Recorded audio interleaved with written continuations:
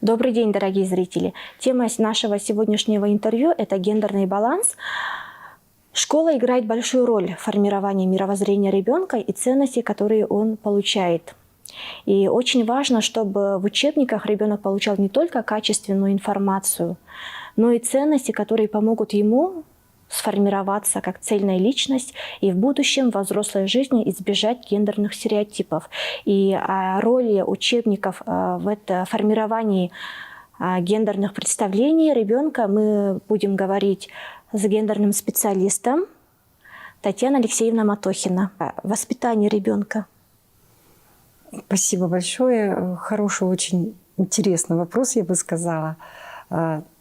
Наверное, точнее сказать, какова роль равенства возможностей у нас, у женщин, у мужчин в этой жизни. Поэтому, вы знаете, я как специалист была задействована в подготовке материала для дошкольников. И ездила в детские сады, чтобы посмотреть, как детки играют, как пространство распределено. И обратила внимание, что интересно, есть зоны специально для девочек отдельно, и есть зоны специально для мальчиков. Например, мальчики играют только в машинки и катают. Девочки – это обязательно дом, это обязательно уборка, это обязательно коляска.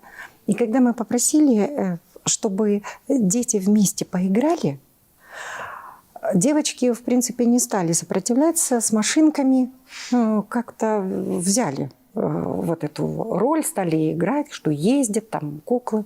Мальчики наотрез отказались взять коляску. Мы стали у них спрашивать, а сестренки есть? А вы катаетесь с сестренками? Они отрицают, вы понимаете? Нет. И тогда возникает вопрос, а как же взрослые мужчины, как же юноши будут воспринимать положительно помощь, поддержку маленьких девочек? Вот даже сейчас мы среди взрослого населения мы говорим, ой, у меня такой хороший муж, он мне помогает воспитывать детей. Что значит помогает? Хотя это его работа тоже. Это наша родительская ответственность и обязанность разделять и быть равными. И это здорово, когда мы воспитываем вместе. Вот из таких примеров, мне кажется, вот и заключается ответ вот на ваш вопрос, что о формировании понимания равенства нужно чем раньше, скажем так, тем лучше. Именно поэтому государство обратило внимание на то, как происходит формирование, как становятся ценности равенства в нашем государстве. Поэтому, что первое? Это инструмент, это учебник, да? Он лежит на парте каждого ребенка. И если у каждого ребенка, когда он открывает учебник, и он там видит возможности, что и девочка может быть водителем, и мальчик может быть музыкантом, и любая профессия – это выбор тебя как личности, вот это самое главное, то тогда это формирует равенство. Тогда ты спокойно относишься к жизненным ситуациям, когда ты выбираешь, что тебе нравится. Был разработан очень хороший инструмент, это называется методология антидискриминационной и гендерной экспертизы именно учебно-методического комплекса. И мы гордимся, что именно это пособие было разработано нашими национальными экспертами. В эту команду входили юристы, психологи, педагоги. И были разработаны 9 критериев, по которым оценивались учебники. Но мы выбрали определенную сферу, это учебники социальной и гуманитарной сферы. Почему именно это? Потому что именно учебники истории, человека и общества, учебники литературы, учебники языка, они транслируют в большей степени те ценности, которые мы хотим видеть в молодых людях. Нам выпала работа посмотреть 40 учебников. Мы смотрели учебники с кыргызским, с русским, с узбекским и таджикским языками. И были поражены тем, что ни один учебник тогда не получил оценку А. Была разработана система оценивания. А полностью соответствует, Б соответствует с замечаниями, и С исключить из учебного процесса.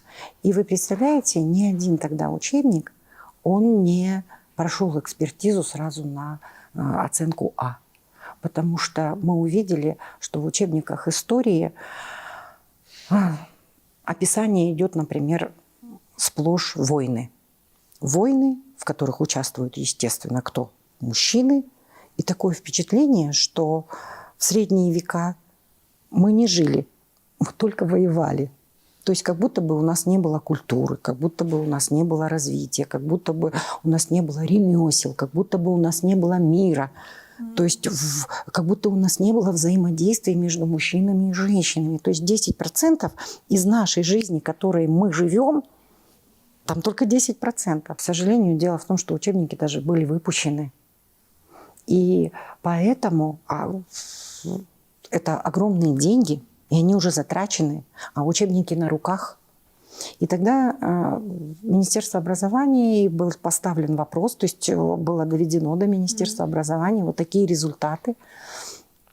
И тогда был разработан, опять-таки, дополнительный проект, и что нужно работать с учителями.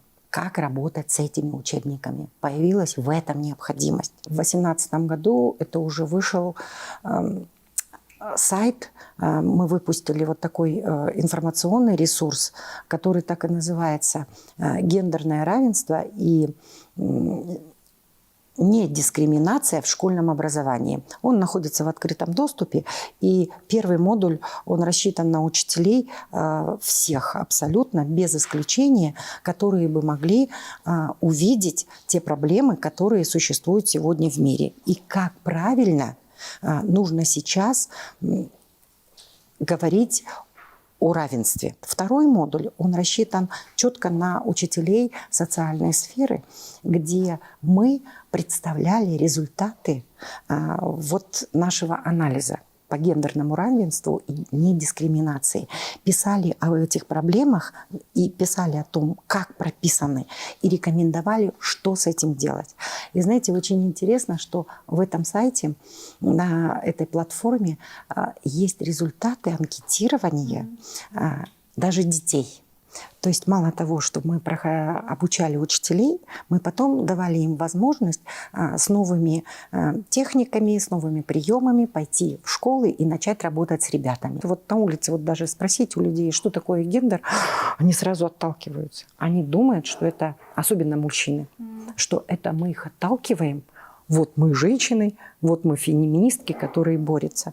То есть это неправильное восприятие. Мы говорим о равенстве возможностей, о равенстве выбора своего будущего согласно своим интересам, согласно своим потребностям. Да, мы защищаем женщин, и это правильно. Но сколько мужчин от этого страдает? Ведь у нас очень много мужчин, которые точно так же болеют, точно так же с инвалидностью. А представляете, на них вот этот груз ответственности, что он это все обязан делать. И поэтому это неправильно. Женщина на мужчину тоже должна смотреть как на равного человека, который может заболеть, у которого может потерять работу. Система образования, она и должна быть консервативной в том плане, что это фундамент, да? А фундамент он должен быть прочным и крепким. Другое дело, что система, несмотря на свою вот такую фундаментальность, она должна иметь эволюционное развитие, да? И поэтому она не должна быть, она не должна ограничивать развитие.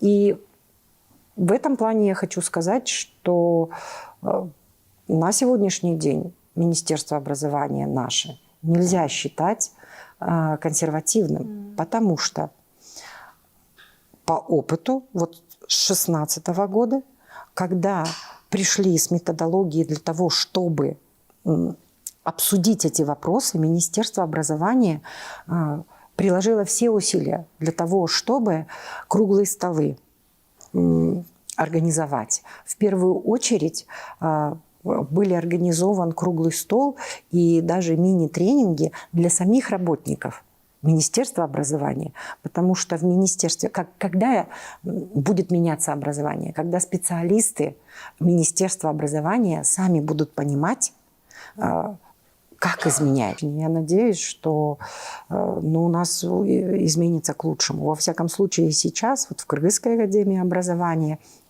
у нас все специалисты Кыргызской академии образования, все прошли обучение в этом направлении. Мы все прошли через экспертизу и разработки стандартов. То есть мы уже говорим на одном языке. И наши учителя могут и эксперты, специалисты районных отделов образования, они могут выйти на сайт, они уже могут с этим, с документом поработать и посмотреть. То есть изменения большие происходят. Другое дело, что это очень трудно, когда это дойдет до самих учебников. Но, надеюсь, сейчас с этим работает и Министерство образования в том числе.